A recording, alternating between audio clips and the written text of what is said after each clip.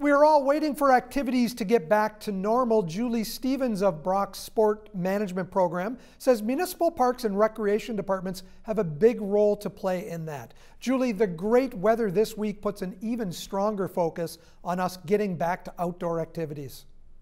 It certainly does. You know, all you hear in the radio, all you read in the newspaper is the need for people to have some social and mental well-being, and whether it's the community as a whole collectively or us individually.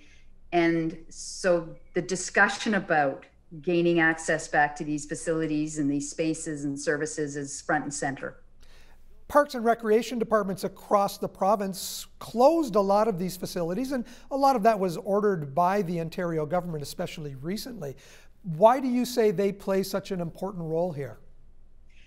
Thanks for asking that, because at this point, it's really important to acknowledge that parks and recreation portfolios in municipal governments is very central to people's lives. And sometimes you take it for granted.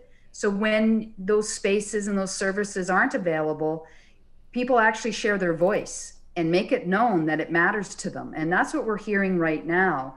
So the hope is those that lead municipalities, such as mayors and councillors, and make these decisions for the staff to follow around budget and policy, will realize just how important it is to invest in kind of these types of public amenities for everybody. Kids are hoping to get back out onto the soccer pitches, onto the baseball diamonds, lacrosse fields. All of those activities were canceled last year. How important is it that they get out there and enjoy those activities with their friends, their peers? It's essential. So recently the provincial government put out a fund, a community development fund. And in the description of the fund for people to apply, and these would be communities to apply, they talked about this triple threat.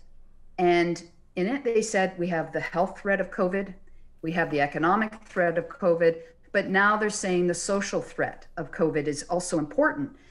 So the question about youth is just like the whole lifespan. We could take middle-aged individuals, we could take seniors and youth and say the same thing. This social threat is very, very powerful. And the way to help kind of help people feel better is through really solid and permanent parks and recreation spaces and services. You've also mentioned that health equity is a big part of this. And with the opening of parks and rec facilities, it actually feeds into health equity when everybody has a chance to use those spaces. That's right. So parks and recreation as a policy area, as a public service, has always kind of been on the periphery. It's never been one of the core areas of public policy by federal or provincial government and services by municipality.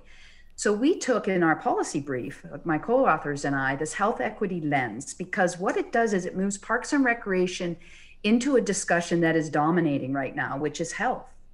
And this idea of health for all, health in all, the idea of accessibility to services that improve one's health. And we don't just mean access to hospitals and doctors or other kinds of public health programs. We mean everything a municipality might offer and how it betters one's health.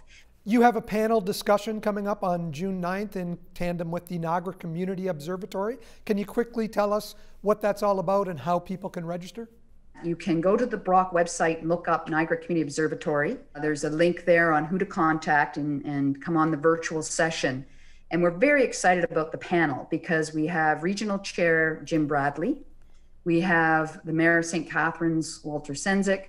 We have an individual, Marty Mako, from Public Health that works in Health Promotion Ontario and has often talked about health equity issues. And then a colleague from Parks and Recreation, a longtime director of Parks and Recreation, Kathy Moldenhauer, who's worked in both St. Catharines and now in Niagara Falls. So the panel is going to really be an interesting viewpoint on what we propose around public and accessible parks and recreation for all. Sounds like a very interesting panel discussion. To pre-register, send an email to cphillips3@brocku.ca. Thanks for joining us, Julie.